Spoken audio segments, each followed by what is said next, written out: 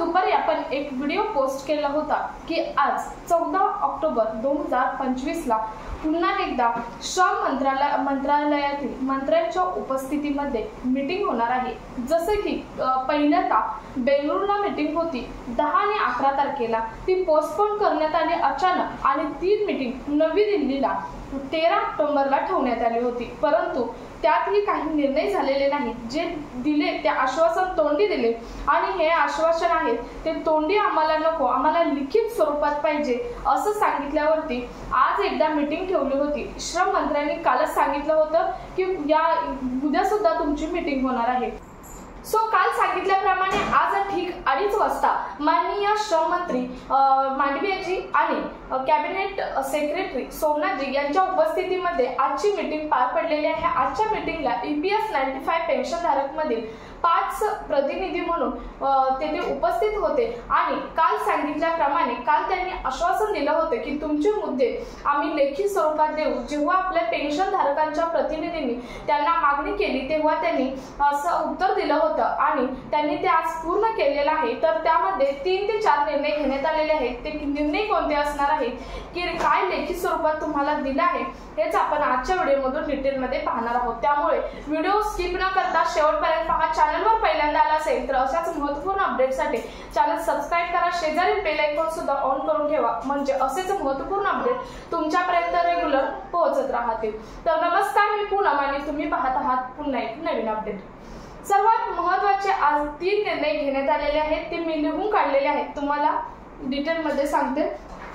सगळ्यात महत्त्वाचा पहिला निर्णय जो आहे तो मेडिकल फॅसिलिटी संदर्भात घेण्यात आलेला आहे।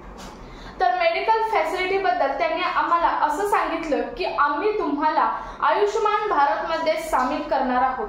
त्याच्या अगोदर स्टेट इन्शुरन्सचे जे 12 वर्ष इन्क्लूड आहेत ते करण्यास PS ला त्यांनी सांगितलं, म्हणजे जे लेटर बनवतात त्यांनी म्हणजे श्रम मंत्र्यांनी सांगितले आहे की 1 करोड लोक जे रिटायर आहेत यांचा हिशोब करून 1 करोड लोकांचे प्रावधान आयुष्यमान भारत मध्ये करण्यास डिटेक्टेड केलेले आहे PS ला। त्यानंतर दुसरा निर्णय म्हणजे हायर पेन्शन बद्दल जेवढे निर्णय आहेत, जेवढे मामले आहेत ते जल्दी सोडवण्याचा प्रयत्न करेल आणि PPFO याबद्दल टाइम बॉन्ड कार्यक्रम घेईल। बघा, दुसरा मुद्दा आहे हायर पेन्शन बद्दल जेवढे निर्णय आहेत ते लवकर सोडवण्याचा आम्ही निर्णय करू आणि PPFO टाइम बॉन्ड कार्यक्रम लवकरच करू। आणि त्यानंतरचा पुढचा मुद्दा म्हणजे जो 5000 पेन्शनचा EPS पेन्शन संदर्भाचा जो निर्णय आहे तो म्हणजे EPS पेन्शन धारकांनी जी पेन्शन वाढीची सर्वात महत्त्वाची मागणी केलेली आहे की 5000 तरी कमीत कमी करावी। त्यावरती त्यांनी असं सांगितलं की हा मुद्दा एवढ्या लवकर सॉल्व्ह करणं शक्य नाही, पुढे जाऊन यावरती विचार करू आणि प्रयत्न करू। जे पण आम्ही चर्चा केली आहे ते लेटर मध्ये लिहून देणार आहोत असं सांगितलेलं आहे। म्हणजे बघा, सर्वात महत्त्वाचा मुद्दा EPS 95 पेन्शन धारकांचा होता, तो म्हणजे EPS 95 पेन्शन आहे ती वाढवण्याचा आणि कमीत कमी 7500 मागणी होती परंतु कमीत कमी 5000 होती, ती सुद्धा त्यांनी सांगितलेलं आहे की हा मुद्दा इतक्या लवकर सॉल्व्ह होऊ शकत नाही, परंतु आम्ही लेखी स्वरूपात देतो की सरकारच्या विचाराधीन हा मुद्दा आहे आणि लवकरात लवकर आम्ही यावरती निर्णय घेऊ असं आम्ही लेटरमध्ये लेखी स्वरूपात देऊ असं त्यावेळी श्रम मंत्र्यांनी सांगितलेले आहे। हे 3 मुद्दे लेखी स्वरूपात लेटरमध्ये दिलेले आहेत। PS ला ते लेटर तयार करायला सांगितलं आहे। माननीय अशोक राऊत यांनी सांगितलं की हे लेटर आम्हाला आज संध्याकाळपर्यंत किंवा उद्या सकाळपर्यंत आमच्या हातामध्ये मिळेल आणि तेव्हा सुद्धा आम्ही मीडिया समोर हे लेटर वाचून दाखवणार आहोत। परंतु आम्ही जे बोललो आहे तेच त्या लेटरमध्ये किंवा त्यांनी आम्हाला जे आश्वासन दिलेले आहे तेच त्या लेटरमध्ये दिलेलं आहे। तरीही तुम्हाला उद्या जे लेटर आहे ते मीडिया समोर मी वाचून दाखवणार आहे असं माननीय कमांडर अशोक राऊत यांनी सांगितलेलं आहे। त्यांनी पुढे जाऊन हेही म्हटलं की आम्ही कॅबिनेट सेक्रेटरी माननीय सोमनाथजी यांना सुद्धा भेटलो। सर्वात आम्ही इतके भाग्यवान आहोत की आम्ही कॅबिनेट सेक्रेटरी यांना भेटलो। कॅबिनेट सेक्रेटरी हे एक असे असतात की कॅबिनेट सेक्रेटरी ही ब्युरोक्रसीमधील प्रमुख असतात, जसं की पॉलिटिक्स मध्ये प्रधानमंत्री हे प्रमुख असतात, बॉस असतात, तसेच ब्युरोक्रसीमध्ये कॅबिनेट सेक्रेटरी हे प्रमुख असतात आणि यांना आम्ही भेटलो। त्यामुळे आम्ही स्वतःला भाग्यवान समजतो, असे EPS 95 पेन्शनधारक प्रतिनिधी माननीय कमांडर माननीय अशोक राऊत हे म्हटले।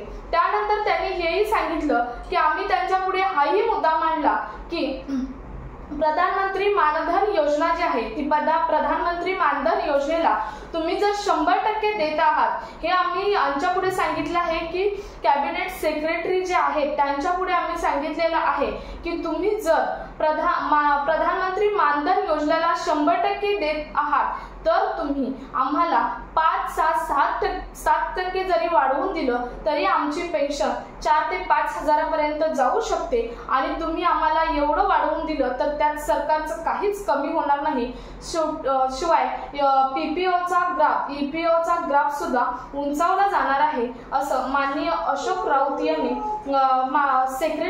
कॅबिनेट सेक्रेटरी यांच्या पुढे सांगितलेले आहे किंवा त्यांच्याबरोबर जे प्रतिनिधी गेले होते त्यांच्या पुढे सांगितलेले आहे। हा सर्वात महत्त्वाचा मुद्दा मांडलेला आहे आणि त्यांनी लेखी स्वरूपात आश्वासन सुद्धा दिलेलं आहे। त्यामुळे EPS 95 पेन्शनधारक आहेत त्यांचा मेडिकलची फॅसिलिटी आहे तो तर मुद्दा सॉल्व्ह झालेला आहे, परंतु जो पेन्शनचा वाढीव पेन्शनचा मुद्दा आहे तो महत्त्वाचा मुद्दा लवकरच सॉल्व्ह होणार आहे असं लेखी स्वरूपात दिलेलं आहे। त्यामुळे लेखी दिलेलं आश्वासन हे सरकारला पूर्ण करावंच लागतं। त्यामुळे थोड्याच दिवसात EPS 95 पेन्शनधारक जे आहेत ते पेन्शनधारकांचा मुद्दा हा सॉल्व्ह होणार आहे। तुमची पेन्शन आहे ती वाढणार आहे, हायर पेन्शन सुद्धा वाढावी असं माननीय कमांडर अशोक राऊत यांनी सरकारला म्हणजे श्रम मंत्र्यांना सांगितलेले आहे। शिवाय जे कॅबिनेट सेक्रेटरी आहे यांच्या समोर सांगितलेलं आहे। त्यामुळे त्यांना हायर पेन्शन सुद्धा शिवाय न्यूनतम पेन्शन सुद्धा वाढवणं हे गरजेचं असणार आहे। त्यांनी लेखी स्वरूपात हे महत्त्वाचे 3 मुद्दे दिलेले आहेत। तुम्हाला समजलं असेल, पहिला मुद्दा म्हणजे मेडिकल जी फॅसिलिटी आहे तो मुद्दा आहे सर्वात महत्त्वाचा पहिला मुद्दा, मेडिकल फॅसिलिटी, त्यानंतर हायर पेन्शन आणि त्यानंतर जी तुमची न्यूनतम पेन्शन आहे त्यामध्ये वाढ करा। ही सर्वात महत्त्वाचे 3 मुद्दे सरकारपुढे माननीय अशोक राऊत आणि बाकीचे जे 5 मेंबर त्यांच्यासोबत 5 म्हणजे बाकीचे 4 मेंबर आहेत प्रतिनिधी म्हणून गेलेले त्यांनी मांडलेलं आहे आणि जे PS असतात त्यांना लेखी स्वरूपात लिहिण्याचे आश्वासन सुद्धा माननीय श्रम मंत्री यांनी दिलेलं आहे। त्यामुळे ते लेटर आज संध्याकाळी मिळालं तर चॅनलवरती व्हिडिओ नक्की पोस्ट होईल, परंतु उद्या सकाळी मिळालं तर उद्या सकाळी आपल्या चॅनलवरती त्या लेटरचा व्हिडिओ सुद्धा किंवा फोटो सुद्धा पोस्ट मिळाला तर फोटो सुद्धा पोस्ट केला जाईल। सो हा सर्वात महत्त्वाचा व्हिडिओ होता आजचा। ही सर्वात महत्त्वाची आजची EPS 95 पेन्शनधारकांसाठी सर्वात महत्त्वाची आजची ही मीटिंग होती। त्यामुळे व्हिडिओ तुम्हाला यावरती काय वाटतं, या लेटरमध्ये दिलेले मुद्दे आहेत त्यावरती तुम्हाला काय वाटतं हे तुम्ही कमेंट करून नक्की सांगू शकता। सो हा व्हिडिओ जास्तीत जास्त EPS 95 पेन्शनधारकांपर्यंत शेअर करा। भेटूया पुढच्या एका नवीन अपडेट सोबत, तोपर्यंत धन्यवाद।